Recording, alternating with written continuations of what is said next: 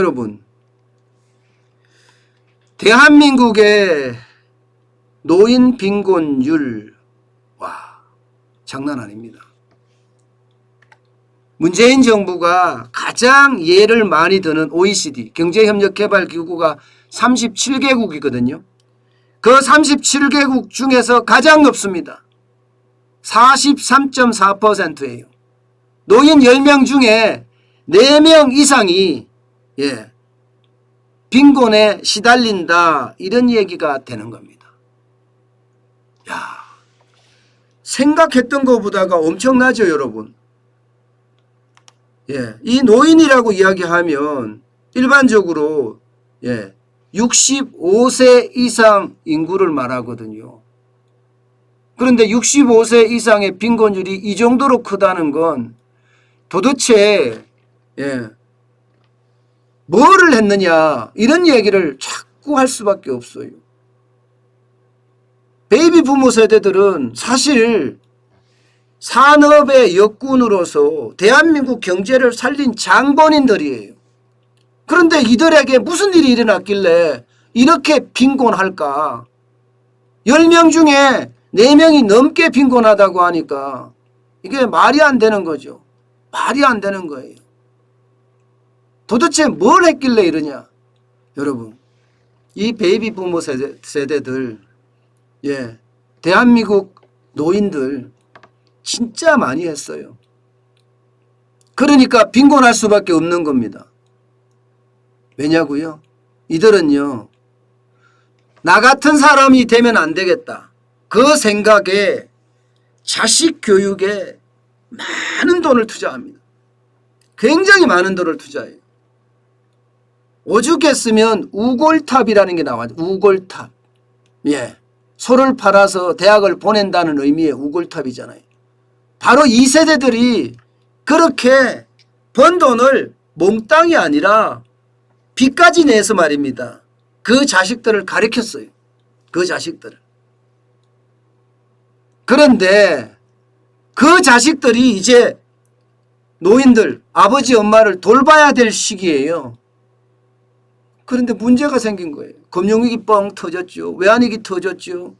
여기에다가 코로나19의 위기까지 다 터지니까 그렇게 힘들게 자식 교육을 시켜놨는데 이들이 나를 도와줄 수 있는 힘이 안 되는 거예요. 이들이 도와줘야 되는데 이들이 취직을 제대로 못한 사람도 많고 장사하다가 망한 사람도 많고 심지어 회사 다니다가 잘린 사람도 많으니까 뭔가 나를 부양을 해주면서 나에게 도움을 줘야 되는데 이들이 더 어려워 오히려. 그러니 노인들은 빈곤에 빠질 수밖에 없다, 이렇게 해석을 하고 있습니다. 어떻게 생각하면요, 여러분, 진짜 안타까운 일이에요. 진짜 안타까운 일. 자식을 위해 모든 걸 바쳤는데 결론적으로는 내가 제대로 벌어먹고 살지도 못한다는 게 생겼으니까 이게 얼마나 마음 아픈 일이겠습니까? OECD 다른 나라들하고 비교해보면요, 형편없습니다. 프랑스만 하더라도 빈곤율이 4.1%입니다. 독일도 10.2%고 일본은 19.6%, 미국은 23.1%예요. 대한민국이 월등하게 높습니다. 세계 1위입니다. 세계 1위. OECD 평균도 14.8%밖에 안 됩니다. 몇 배나 됩니까? 14.8%면 적어도 3배가 넘잖아요. 3배가. 3배가 넘습니다. 그만큼 노인 빈곤율이 엄청나다는 이야기예요. 엄청나다. 그러면 노인 빈곤율이라는 게 도대체 얼마가 기준이냐? 어디까지를 노인 빈곤율이라고 이야기하느냐? 여러분 보면 최저임금보다 훨씬 낮습니다. 한 달 최소 생활비를 130만 원 잡습니다. 정확히는요, 생활비, 식료품비, 의료비, 통신비 합쳐서 129만 3천 원이에요. 129만 3천 원. 그런데 129만 3천 원도 여러분 이게 못 받는다는 이야기예요. 50세에서 60세까지 은퇴를 앞둔 국민연금 가입자 중에 말입니다. 130만 이상 수급하는 사람들이 8.4%에 불과합니다. 8.4%. 100명 중에 8명만 노후 준비가 됐다는 뜻이에요. 100명 중에 8명. 그러면 여러분 지금 우리나라 노인들은요 그만큼 어렵다는 이야기예요. 그만큼. 문제는 노인들이 매년 더 늘어나잖아요. 매년. 예, 매년 더 늘어나요. 해마다 적게는 29만 명씩 늘어납니다. OECD 평균의 2.6%, 1.7배나 됩니다. 1.7배. 예. 야, 이게 이렇게까지 많이 늘어나면, 예. 이게 우리나라는 65세 이상 고령 인구가 29만 명, 4.4% 증가하는데 OECD는 평균 2.6% 증가하니까 1.7배나 많다. 참 심각한 수준이에요. 예. 그런데도 정부는요, 여기에 대한 대책이 없어요. 저는 그게 안타깝다 생각해요. 그게. 사실 65세 이상 고령자, 노인네들은요, 여러분 제가 누누이 말씀을 드리지만 대한민국 경제 성장의 발판을 닦은 사람들이에요. 그들에게는요, 솔직히 따지기 시작하면요, 경제 성장을 그만큼 성장시킨 뭐라고 이야기해야 돼요? 예. 경제 성장 기여비 같은 걸 줘야 될지도 몰라요, 저는 그렇게 생각해요.